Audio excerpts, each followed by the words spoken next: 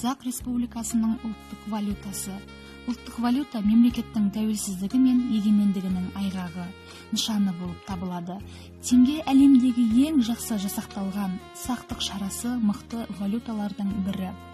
1993 жылы 12 қарашада Қазақстанның тұңғыш президенті Нұрсұлтан Назарбаевтың Қазақстан Республикасы ұлттық валютасын енгізу туралы жарлығы шықты.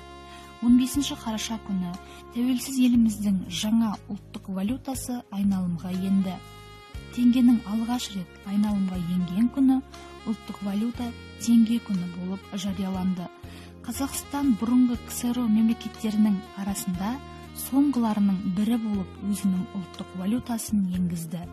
Теңгеміз 1993 жылдан бері талай өзгеріске ұшырады.